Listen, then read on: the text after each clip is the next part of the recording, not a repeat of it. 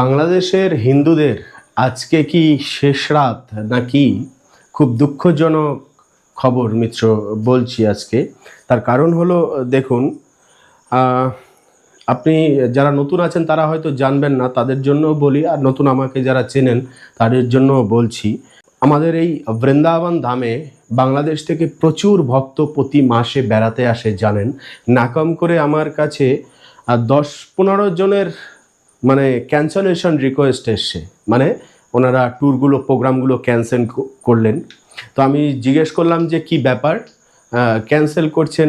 প্রথমে শুরু হলো 1 জন 2 জন 4 জন এরকম করে করে সবাই প্রোগ্রামগুলো ক্যান্সেল করছেন এই আমাদের বৃন্দাবন ধামে বেড়াতে আসার। তো আমি যখন প্রশ্ন করি তখন জবাব একটাই আসে, প্রভু আমাদের অবস্থা খুব খারাপ, মানে যারা যারা ওখানে নাকি মানে আওয়ামী লীগ করতেন বা আওয়ামী লীগের সাপোর্টে ছিলেন বা ধরুন এতদিন ধরে একটা সরকার ক্ষমতায় রয়েছেন, তাদেরকে মোটামুটি তারা জানেন যে এরা ভোট দেয় আর কি আওয়ামী লীগে, আর তার ভিতরের মধ্যে একটু যারা নেতা মানে এই দলের সাথে জড়িত আছেন তাদের বাড়িতে গিয়ে আজকে রাতে কয়েকজনের নাম বললেন, আমি ভুলে গেছি, অনেক এলাকায় তাদের বাড়িগুলো ভাঙচুর হচ্ছে।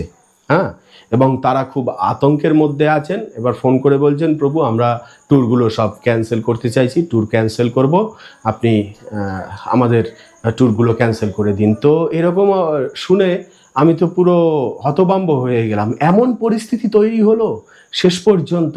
এটা কেমন ন্যায়? হ্যাঁ, এটাই তো ভাবার বিষয় যে আজ যথেষ্ট সংকটে পড়ে রয়েছেন অথচ তাদেরকে রক্ষা করার মতো বা দেখার মতো কেউ নেই।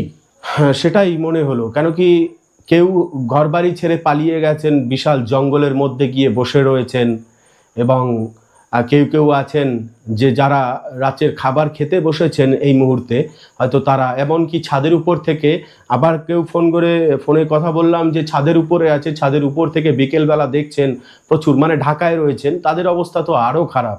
তো এরকম একটা পরিস্থিতি তৈরি হয়েছে, খুবই সত্যি এখন ভগবানের কাছে আমাদের আর্তনাদ জানানো ছাড়া এই মুহূর্তে আমরা কি করতে পারি। যদি ভারত সরকার কিছু একটা করেন হিন্দুদের জন্য সেটা হলো আলাদা ব্যাপার, কিন্তু এরকমটি হওয়া তো একদমই উচিত নয়। দেখুন, একটা দেশে বসবাস করতে গেলে সবাইকে মিলেমিশে একসাথে বসবাস করতে হয়।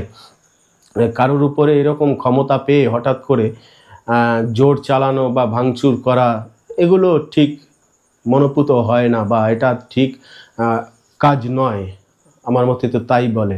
তো যাই হোক, কিছু করার নাই। সংবাদগুলো শুনে একের পরে এক সত্যি খুব খারাপ লাগছে। আর বিশেষ করে ঘরবাড়ি ছেড়ে পালিয়ে যাওয়া, অন্যত্র জঙ্গলে বিভিন্ন জায়গায় গিয়ে বসবাস করা কত কষ্টকর, কত সেই যেন মনে হচ্ছে যেন এখন 71 সালের যুদ্ধ আবার পুনরায় শুরু হয়ে গিয়েছে, এরকম একটা অবস্থা। এখন শুধু আমাদের আর কি করণীয়? আমরা তো এখানে বসে শুধু ভগবানের কাছে প্রার্থনা করতে পারি যেন সবাই ভালো থাকে, যেন তাদের যেন কোনো ক্ষতি না হয়। এটাই আপনারাও সবাই আশীর্বাদ করবেন যেন এরকম এই বিপদের সময়টা যেন কেটে যায়। কেন কি আজ বর্তমানে কলিযুগে সবাই ভবিষ্যতের কথা কেউ ভাবে না। একবার চিন্তা করুন, যদি এইরকম দেশের ক্ষতি হতে থাকে, আর এটা শুধু যে হিন্দু মুসলিম এই যে ধর্মবিরোধী কার্যকলাপ, এটাই কি ফল কি দাঁড়াবে? দেখুন একটা সে অন্য ধর্মের হলেও সেই দেশে বসবাস করে একটা চাকরি করছে বা একটা সম্পত্তি প্রপার্টির মালিক তিনি রয়েছেন, সেটা থেকে যে আয় দেওয়া হয়, ট্যাক্স দেওয়া হয়, সেগুলো তো সংস্কারের বা দেশের উন্নতি হয় না, তার পরিশ্রমটা কিন্তু অবশ্যই দেশের উন্নতি ঘটায়, এটা মনে রাখতে হবে। কিন্তু এই জিনিসগুলো ডিপলিভাবে কেউ না ভেবেই ঝাঁপিয়ে পড়া একের পরে এক যুদ্ধ। আর শুধু যে দেখুন হিন্দুদের উপরে অত্যাচার হচ্ছে বা কিছু এরকম কিন্তু বিষয় নাই, সম্পূর্ণ দেশে বলতে গেলে তারা ভাই ভাই মিলে যুদ্ধ করছেন। মুসলিম ভাইয়েরা মুসলিম ভাইদের সাথেই যুদ্ধ করছেন, শুধু হিন্দুরা আছে তাদের উপরেই আক্রমণ করা হচ্ছে তা নয়।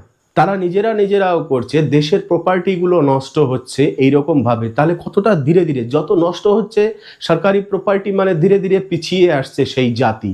আর এতদিন ধরে একটা দেশ যদি অচল থাকে তার ইকোনমি অবস্থা কতটা ডাউনফল করে, তাই না?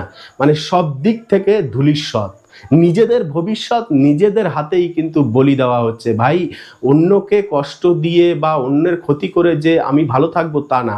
আজ আমি যে প্রপার্টিগুলো নষ্ট করছি, যে প্রপার্টিগুলো, সেগুলো তো আমারই ক্ষতি হচ্ছে, কেন আমাদের আগামী প্রজন্মগুলো সেই সুবিধাগুলো পাবে না? সেগুলো পুনরায় আবার নির্মাণ করতে গিয়ে যতটা পিছিয়ে পড়তে হবে সম্পূর্ণ দেশের, ততটাই কিন্তু ক্ষতিই হয়ে যাচ্ছে, ছাড়া লাভ হচ্ছে না। তো এই যে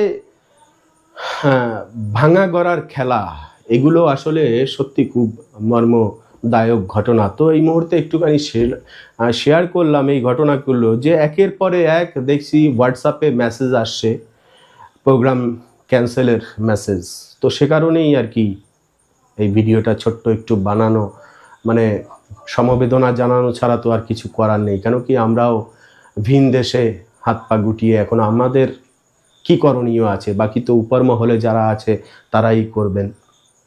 তো যাই হোক, ভগবানের কাছে প্রার্থনা এটাই করব, যেন সব কিছু শিথিল হয়ে যায়, সবাইকে যেন ভালো রাখেন, এটাই। কেন কি পার্টিকুলার আর সব কথা মন খুলে বলার মতো প্ল্যাটফর্মও কিন্তু এটি নয়। খুব দুঃখ বেদনার সাথে বলতে হয়, সবাইকে ভালো রাখো। আজ আমরা অন্য অন্য ঘরে জন্মগ্রহণ করে বিভিন্ন সম্প্রদায়ে গিয়ে হয়তো মনুষ্য জাতির যে সমাজ ব্যবস্থা সেটাকেই ভুলে গিয়ে সমাজটাকে ধ্বংস করছি। এতে উভয়ের ক্ষতি হয়, কখনো এক জাতির ক্ষতি হয় না। ভালো থাকবেন সবাই, সুস্থ থাকবেন এই কামনা করি।